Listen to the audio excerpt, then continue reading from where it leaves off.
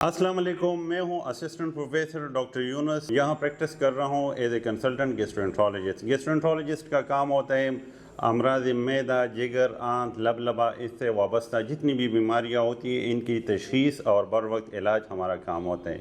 میں ہیبر medical centre میں 3rd floor پہ C9 C10 نمبر روم میں پچھلے 7 سال سے خدمات سر انجام دے رہا ہوں. اکثر مریض رمضان میں جن کو بہت زیادہ مسئلہ ہوتے ہیں، ایک تو السر والے مریض ہوتے ہیں. السر والے مریضوں میں 2 قسم کے ہوتے ہیں. اس میں ایک گیسٹرک السر ہوتا ہے، ایک ڈیوڈینل السر.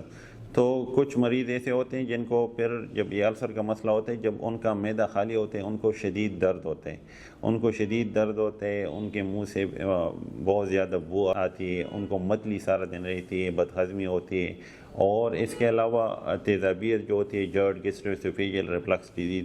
اکثر لوگ اس طرح کرتے ہیں کہ افطاری اور سحری کے ٹائم بہت زیادہ کھانا کھا لیتے ہیں اور اینڈ میں بہت زیادہ پانی پی لیتے ہیں اور اس کے بعد واک نہیں کرتے، تو ان کا سارا جو خوراک ہوتا ہے وہ پھر خوراک کی نالی میں آ جاتا ہے، جن کو بہت زیادہ پھر بدہضمی اور یہ چیزیں ہوتی ہیں. تو کوشش کریں کہ رمضان میں آپ نے کھانا وغیرہ اس طرح نہیں ہے کہ چھوڑنا ہے، کھانا ہے لیکن طریقے سے کھانا ہے اور اپنے معدے کے مطابق آپ نے دیکھنا ہے کہ کس طرح کا کھانا آپ کو سوٹ کرتے ہو تو وہ کھائیں. اور کوشش کریں رمضان میں بھی پانی وغیرہ زیادہ استعمال کریں، سبزیوں کا استعمال، سیلڈ وغیرہ کا استعمال بہت زیادہ کریں، تو انشاءاللہ آپ کو رمضان میں پھر آپ کے معدے کا مسئلہ نہیں ہوگا. اگر رمضان کے مطابق ہمارے جو معدے کے مریض ہوتے ہیں، ایک تو سمپل جن کو السر وغیرہ ہوتا ہے، وہ تو نہار میں ایک گولی لینی ہوتی ہے، تو ہم مریض کو کہتے ہیں کہ آپ سحری کے ٹائم وہ گولی لیں، کیونکہ سحری کے ٹائم جب آپ اٹھ جاتے ہیں تو اس ٹائم آپ نہار میں ہوتے ہیں تو وہ گولی اس ٹائم لیں. اس کے علاوہ السریٹیو کولائٹس کے جو مریض ہوتے ہیں ان کو گولی 3 دفعہ لینی پڑتی ہے، تو ہم ان کو کہتے ہیں کہ آپ یہ 2 ٹائم لیں، وہ گولیاں ایڈجسٹ کر لیں. ٹھیک ہے، ایک سحری کے ٹائم 2 گولیاں لیں اور افطاری کے ٹائم 1 گولی لیں.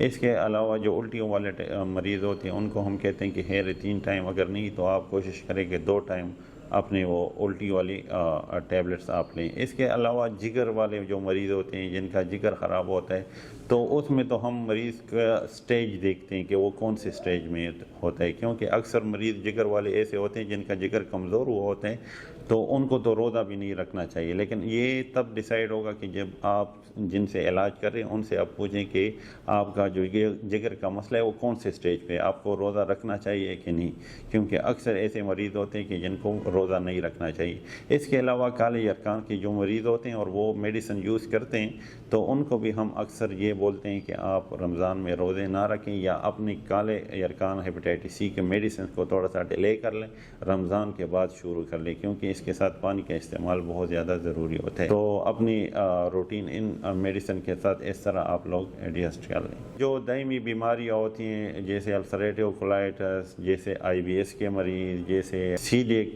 ڈیزیز کے بیمار، جیسے جگر والے بیمار جن کا جگر کمزور ہوا ہوتا ہے یا جن کو ہیپیٹائٹس ہوتے ہیں، ان کو ہم یہی کہتے ہیں کہ آپ نے رمضان کے دوران اسٹرکٹلی اپنے چیک اپ کرنا ہے اور اپنی دوائیاں چھوڑنی نہیں ہے. مطلب روٹین آپ نے چینج کرنے ہے اپنے ڈاکٹر سے یا جو ابھی میں نے ہدایات دی ہیں ان کے مطابق، لیکن دوائیاں آپ نے لینی. یہ نہیں کہ رمضان میں آپ اپنی دوائیاں کا بھی ناغہ شروع کر لیں، کیونکہ اگر آپ اس طرح کریں گے تو آپ کی بیماری حد سے زیادہ بڑھ سکتی ہے اور پھر آپ کو باقی رمضان میں روزے رکھنا مشکل ہو جائے گا اور آپ کی بیماری بھی بہت زیادہ شدید حد تک پہنچ جائے گی.